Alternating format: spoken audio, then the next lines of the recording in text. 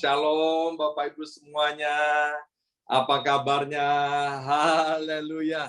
Senang sekali hari ini boleh berjumpa kembali dengan Bapak Ibu sekalian, baik yang ada di Amerika Serikat maupun yang ada di Indonesia.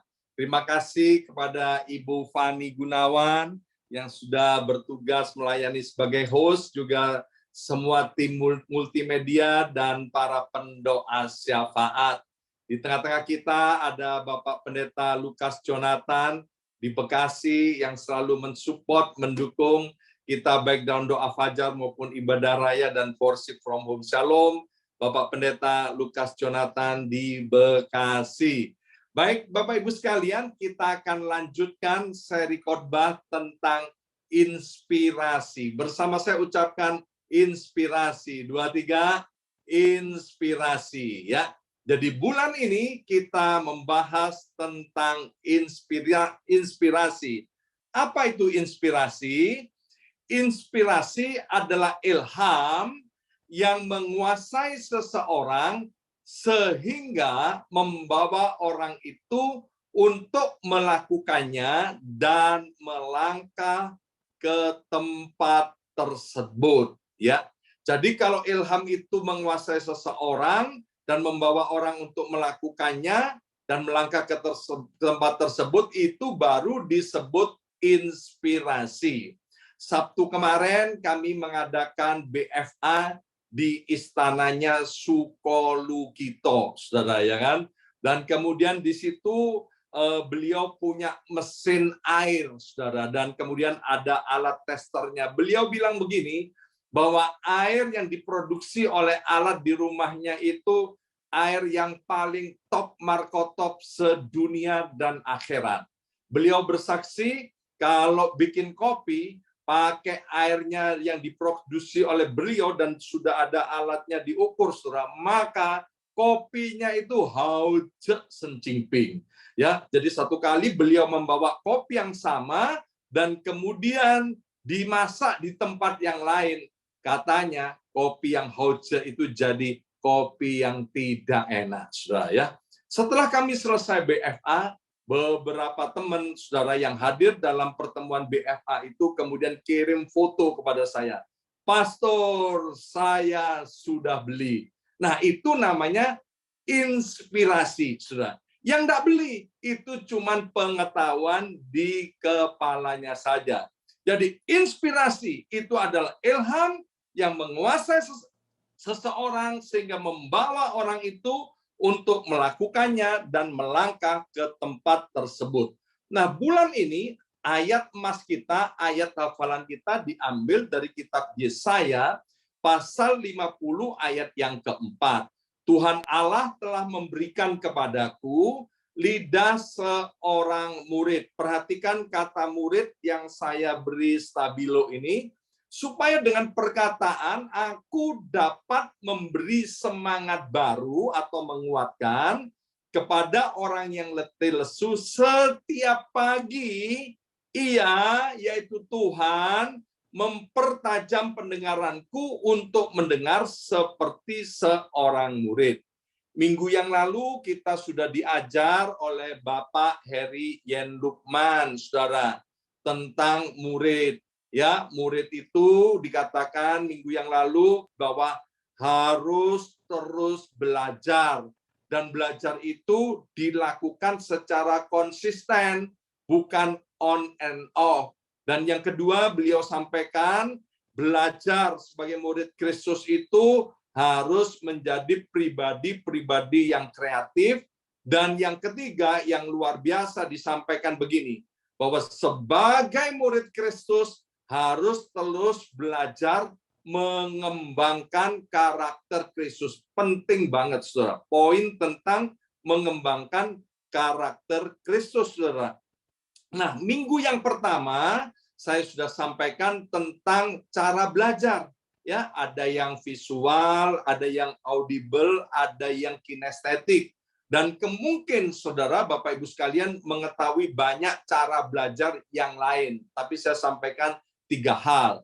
Nah, apapun yang saya mau sampaikan begini, apapun cara belajar kita, sekali lagi, apapun cara belajar kita, agar kita ini bisa menginspirasi orang, agar kita menjadi inspirator seperti yang Kristus kehendaki, itu saya sampaikan pada minggu pertama, yaitu kita harus menghindari belajar perkara dursila dan perbuatan murtad. Jadi ini yang harus dihindari oleh setiap murid-murid Kristus, belajar perkara dursila dan perbuatan murtad.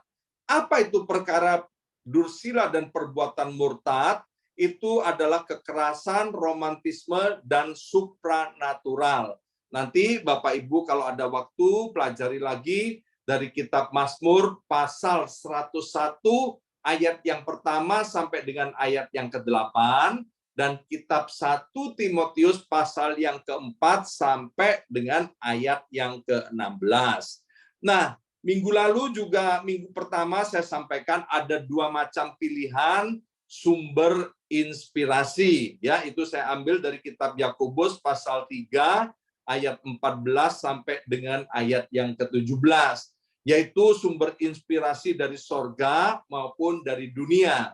Kalau inspirasi itu dari sorga, maka ilhamnya itu datang dari Tuhan Yesus sendiri. Buahnya adalah berbuat baik untuk kepentingan orang lain, taat akan firman Tuhan, dan mendatangkan damai sejahtera yang sejati. Tapi kalau inspirasi itu datangnya dari dunia, ilhamnya itu Alkitab bilang datangnya dari iblis. Isinya egoisme. Yang penting adalah aku, diriku, dan saya. Dia berbuat baik, tapi berbuat baik untuk kepentingan diri sendiri. Berbuat baik ada maunya, ada udang di balik rempeyek. Dan sumber inspirasi dari dunia itu isinya tidak taat kepada firman Tuhan. Ada damai sejahtera enggak? Ada banget, ya kan? Tapi damai sejahteranya itu palsu. Bersama saya ucapkan palsu. 2, 3, palsu, ya. Nanti bisa pelajari di Mazmur 73, Saudara. Mazmur 73 itu bilang begini, Saudara. Orang yang dapat inspirasi dunia, Saudara, ya, dia tidak taat Tuhan, dia hidup semau gue, tapi bahagia, kaya, gemuk, sehat. Kalau ada COVID, dia tidak kena COVID, Saudara, ya kan? Bisa tidur nyenyak enggak? Bisa. Tapi taat sama firman Tuhan? Enggak, Saudara. Damai sejahtera? Damai, tapi damai sejahteranya palsu. Alkitab pernah cerita tentang Yunus, ya kan? Yunus itu sama Tuhan disuruh pergi ke Niniwe, tapi dia jelas-jelas memberontak kepada Tuhan. Dia tidak mau taat kepada Tuhan. Kemudian dia dapat inspirasi dari dunia, yaitu ilhamnya iblis. Dia melawan Tuhan dan dia pergi ke Tarsis. Pertanyaannya, apakah Yunus damai sejahtera? Damai sejahtera banget. Meskipun ada badai gelombang yang begitu besar, dia bisa tidur nyenyak loh, Saudara. Ya kan? Dan untuk membangunkan tidurnya, Saudara, nggak bisa dipanggil, hei, siapa kamu? Bangun, bangun. Enggak, harus digoyang-goyang. Meskipun ada badai yang besar, dia tidur nyenyak. Digoyang-goyang baru bangun tidur, ya. Jadi itu kita sudah tahu, Saudara, beda inspirasi dari dunia atau dari sorga. Ada dua pilihan. Pertanyaannya, apakah kita mau menjadi inspirator yang baik atau inspirator yang buruk? Apakah hidup kita kepingin menjadi inspirasi yang baik atau inspirasi yang buruk? Kalau kita mau menjadi inspirator yang baik, hidup kita menginspirasi orang lain dan memuliakan nama Tuhan, maka pakailah sumber yang daripada sorga itu. Ya, saya dalam perjalanan hidup saya pernah menjadi inspirasi yang buruk. saya pernah menjadi inspirator yang tidak baik. Bayangkan, seorang pendeta jatuh di dalam dosa percabulan, perzinahan, perselingkuhan, keluarganya tidak jadi contoh. Saya meninggalkan istri dan anak-anak, saudara, saya meninggalkan pelayanan. Itu, saudara, orang-orang lain terinspirasi loh dengan hidup saya. Dia bilang gini, makanya ikut Tuhan jangan sungguh-sungguh. Wong pendeta aja, ya kan, bisa jatuh. Menginspirasi enggak hidup saya? Menginspirasi, tapi inspirasi yang tidak baik. Ya, mengapa? Karena saya, saudara, dapatkan inspirasi dari dunia. Hari ini, saya mau mengajak Bapak Ibu sekalian agar hidup kita menjadi inspirator yang memuliakan nama Tuhan. Orang melihat kita, saudara, membuat orang tambah jatuh cinta kepada Tuhan. Jadi pilihan ada di dalam tangan Bapak Ibu sekalian. Nah, yang pertama dari Yesaya pasal 50 ayat yang keempat tadi, dikatakan begini, saudara. Tuhan Allah telah memberikan kepadaku lidah seorang murid, supaya dengan perkataan aku dapat memberi semangat baru atau menguatkan kepada orang yang letih lesu. Nah, ini yang stabilo, ini yang perlu diperhatikan. Setiap pagi ia mempertajam pendengaranku untuk mendengar seperti seorang murid. Yang pertama, Bapak Ibu sekalian, kalau kita kepingin, kita memilih hidup kita mau jadi inspirasi yang baik, saudara, buat orang lain, dengarkan suara Tuhan setiap pagi. Bersama saya ucapkan setiap pagi. 2, 3. Setiap pagi. Lebih keras lagi, 2, 3. Setiap pagi. Kalau di sebelahmu ada orang katakan, bukan setiap siang, bukan setiap sore, bukan setiap malam, tapi dengarkan suara Tuhan setiap pagi. Nah, Bapak Ibu sekalian, terus terang saya tidak suka dengan kata setiap pagi. Maka itu saya berusaha cari, saudara, ya kan, apa ada sih, apa nggak salah Alkitab bilang setiap pagi. Apalagi hari ini ada orang yang menyebut dirinya, aku ini orang pagi, aku ini orang siang, aku ini orang malam. Jangan-jangan Alkitab ini salah. Saya baca berbagai macam terjemahan, saudara, ya kan? Isinya sama, setiap pagi, saudara, ya, isinya sama, yaitu setiap pagi. Nah, mengapa, saudara, kita perlu setiap pagi mendengarkan suara Tuhan? Ya, pagi ini, pagi buat setiap kita nggak sama. Ya, jadi sekali lagi yang saya maksud pagi bukan jam 4:30, bukan 5:30 pagi, bukan 5:30 pagi, bukan 6:30 pagi. Setiap orang punya jam tidurnya sendiri-sendiri, bangunnya sendiri-sendiri. Tapi setiap pagi adalah ketika kita sudah bangun tidur dari istirahat kita sebelum kita melakukan aktivitas yang lain. Sebab apa, Bapak Ibu sekalian? Sebab apa yang kita akan kerjakan, apa yang kita akan lakukan, apa yang kita jumpai di hari-hari, di jam-jam setelah kita bangun tidur, kita nggak tahu, saudara. Benar-benar kita nggak tahu. Saya adalah orang yang GPS minded, saudara, ya kan?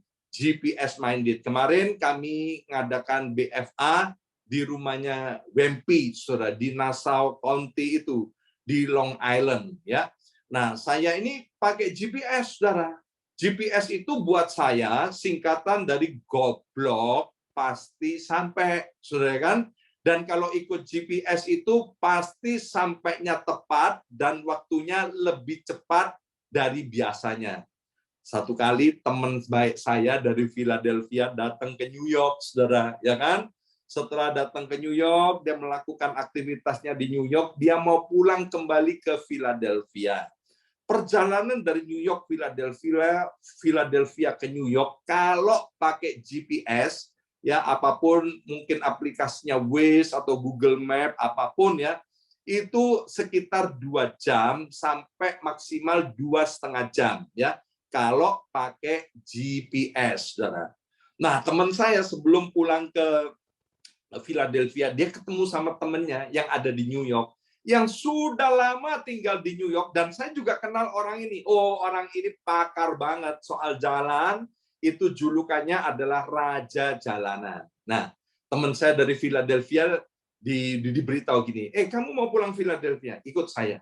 Ya, ini jalanan banyak macet, ikut saya tunjukkan jalan, supaya kamu lebih cepat. Nah, teman saya di Philadelphia ini percaya, saudara. Dan kemudian ikut sama ini, saudara, orang yang raja jalanan di New York ini, saudara.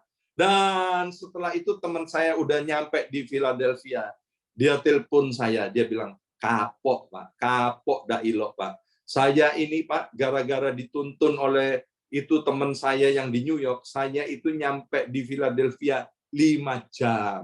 Ya kan? Sebab apa? Sebab yang nuntun itu tidak tahu di depan itu ada apa. Tapi kalau GPS itu kan sistem satelit, saudara, ya kan? Dari atas itu bisa lihat mana yang macet, mana yang kecelakaan. Kalau ada kecelakaan di sini, arahnya dipindahkan ke lainnya. Nah, demikian juga, saudara. Kita nggak tahu apa yang akan terjadi setelah kita bangun tidur, setelah kita akan melakukan aktivitas di depan tuh nggak ada, saudara. Kita benar-benar nggak tahu. Maka itu Tuhan berkata agar supaya kita mempertajam pendengaran kita, mendengarkan suara Tuhan setiap pagi. Bapak Ibu sekalian, di sekitar kita banyak suara-suara yang membingungkan, loh, saudara, hari-hari ini. Ini suara-suara ini, berita-berita ini benar atau hoak, itu bingung, saudara.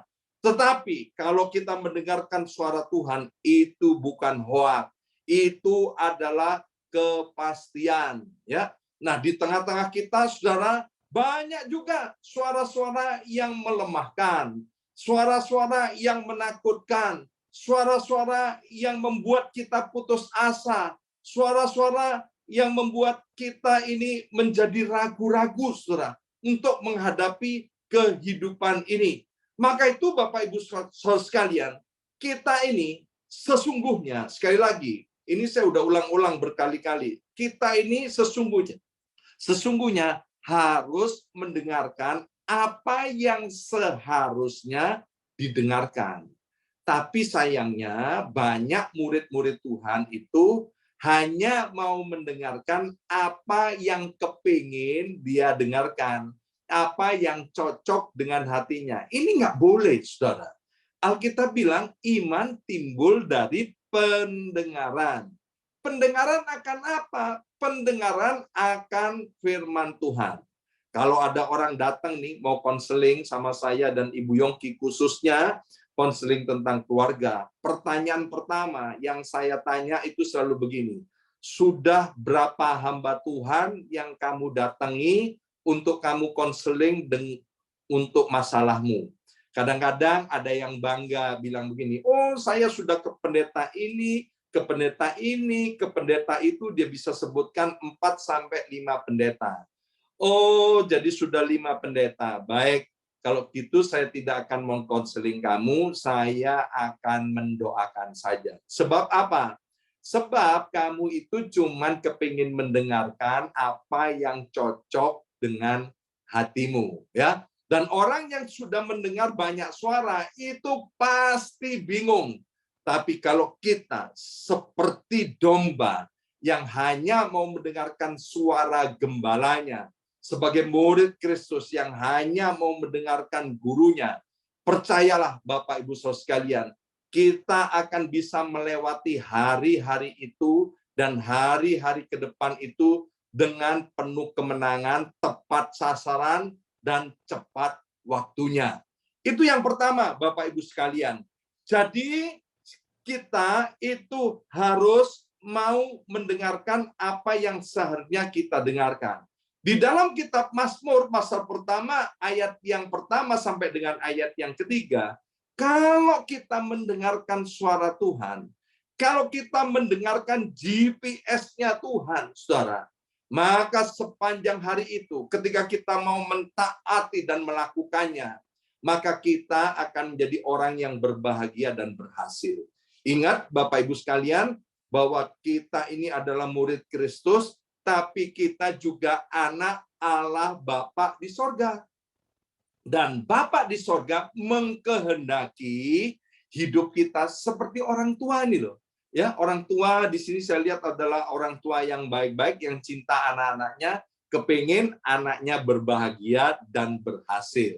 Demikian juga Bapa di sorga kepingin hidup kita sebagai anak-anaknya, sebagai murid Kristus, menjadi orang-orang yang berbahagia dan berhasil.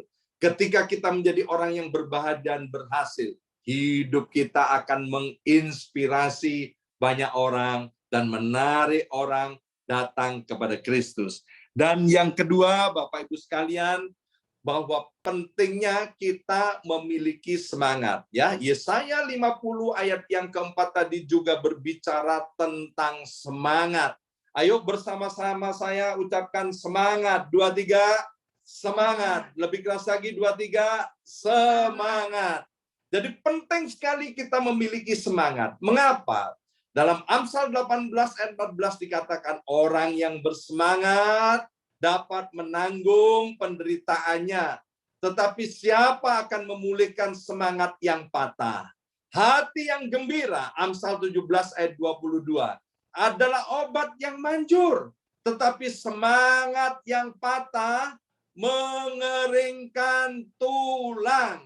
Nah, Bapak Ibu Saudara sekalian, kita tahu musuh kita, Alkitab bilang, itu adalah iblis, ya, penguasa-penguasa di udara. Tapi ingat, iblis yang menjadi musuh kita itu adalah iblis yang sudah kalah total, telak, tidak terbantahkan lagi.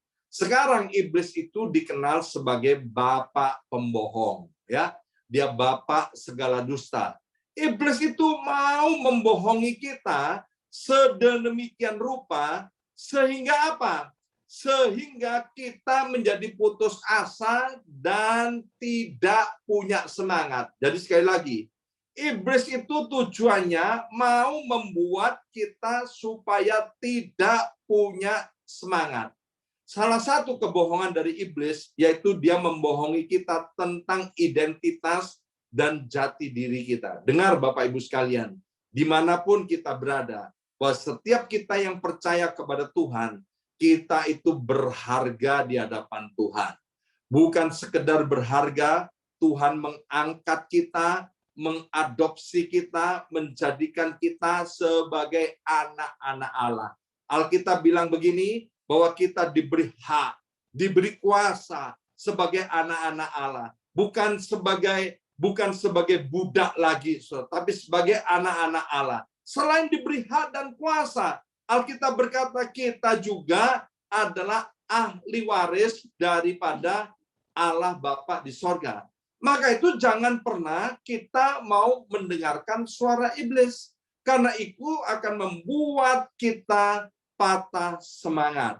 Nah, kalau tahu musuhnya itu adalah iblis, Alkitab mengatakan begini, saudara, untuk mengalahkan iblis gampang banget. Caranya gimana? Tunduk kepada Allah, bukan tunduk kepada iblis. Tunduk kepada Allah dan lawanlah iblis, maka iblis akan lari daripadamu. Iblis membohongi kita, menakut-nakuti kita, mengintimidasi kita supaya kita ini patah semangat. Masih ingat nggak di Alkitab ada namanya Daniel, ya kan? Daniel ditakut-takuti, saudara. Tapi Daniel takut nggak? Nggak takut. Daniel diintimidasi, dimasukkan ke gua singa. Takut nggak? Nggak. Daniel tetap semangat. Sekali ikut Tuhan, tetap Tuhan. Sadrak, Mesak, Abednego ditakut-takuti, saudara, untuk menyangkal Tuhan.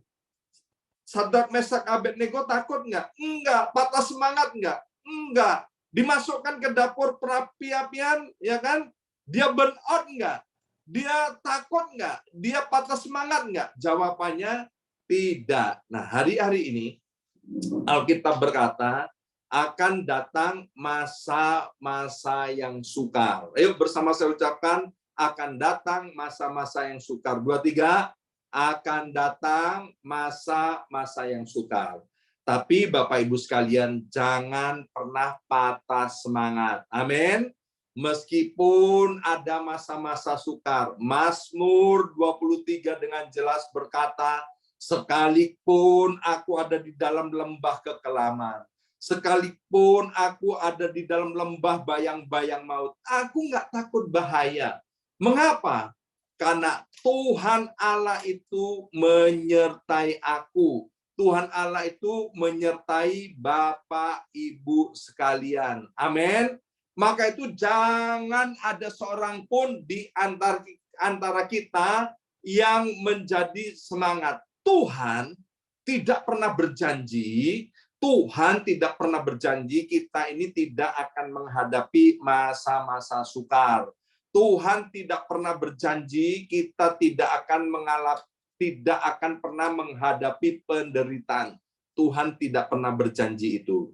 Tapi janji Tuhan adalah Dia akan menyertai kita untuk selama-lamanya. Maka di dalam kitab Yesaya pasal 40 ayat 28 dan ayat 29 dikatakan begini.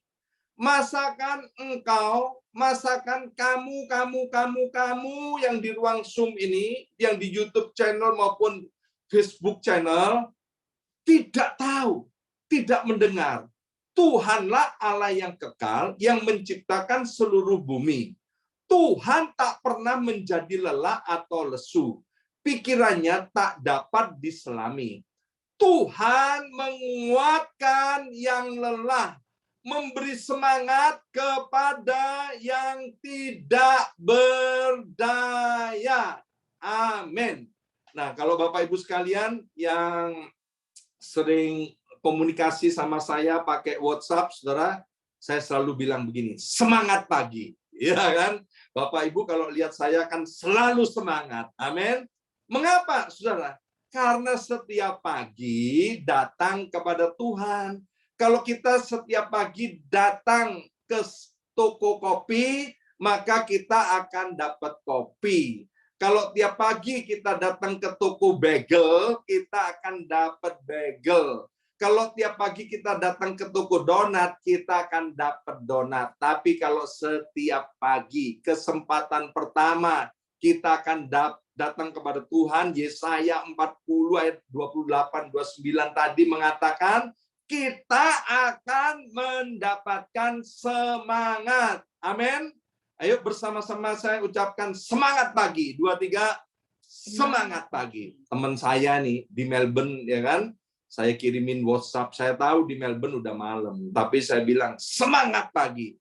Teman saya pendeta di Indonesia, ya, saya kirimin WA, saya bilang semangat pagi. Saya udah tahu di Indonesia malam, dan mereka bilang gini, Pastor, di sini masih malam, belum pagi. Saya bilang saya tahu, ya kan?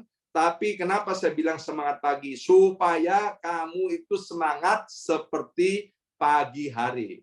Sekarang saudara, ya teman-teman pendeta itu yang biasa terima WA saya semangat pagi, dia niru, saudara. Dia bilang semangat pagi, ya nggak peduli dia pagi, siang dan sore. Kenapa? Penting sekali kita untuk memiliki semangat.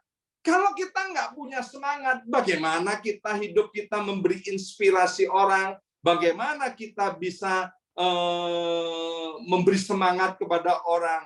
Mimpi kali, ya kan? Yang ketiga, saudara, yang terakhir dari Yesaya 50 ayat yang keempat tadi, Tuhan mau begini, bahwa hidup kita menginspirasi orang lain. Tuhan mau agar hidup kita ini memberi semangat kepada orang lain dengan perkataan dan dengan perbuatan kita, ya. Ini yang Tuhan kehendaki dan ditulis di dalam Yesaya 50 ayat yang keempat. Nah, di dalam Yesaya 41 ayat yang ke-7, ya kita akan baca di dalam bahasa Indonesianya saja, ya dikatakan begini, Saudara.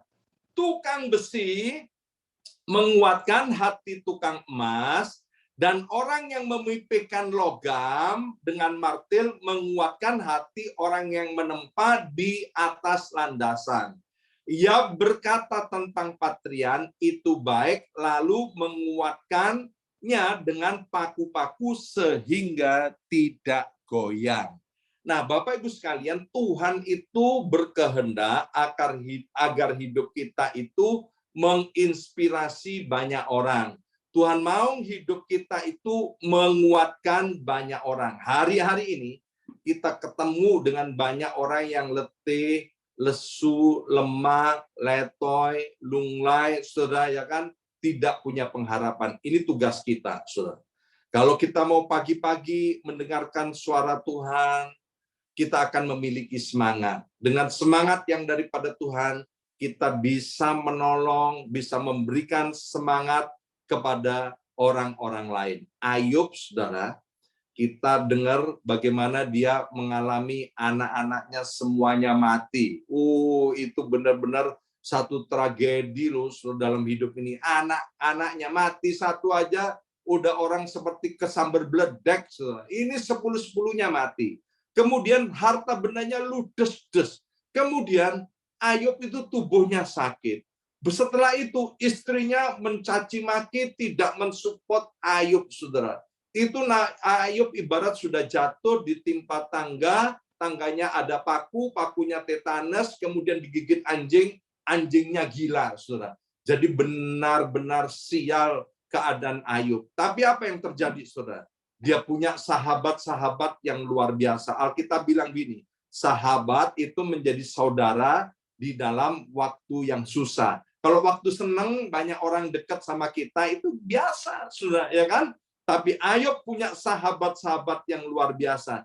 3 sahabatnya datang, saudara. Alkitab bilang gini, 7 hari 7 malam, ya nanti sudah baca sendiri di Ayub pasal 2 ayat 13. 7 hari 7 malam, saudara. Itu teman-teman Ayub ini, saudara. Dia datang, saudara, dan menemani Ayub. Keluar perkataan enggak? Enggak keluar perkataan. Mengapa enggak keluar perkataan? Ya mungkin aja mereka enggak pandai berkata-kata atau enggak bisa berkata apa-apa. Tetapi lihat, kehadiran teman-temannya itu memberi semangat kepada Ayub.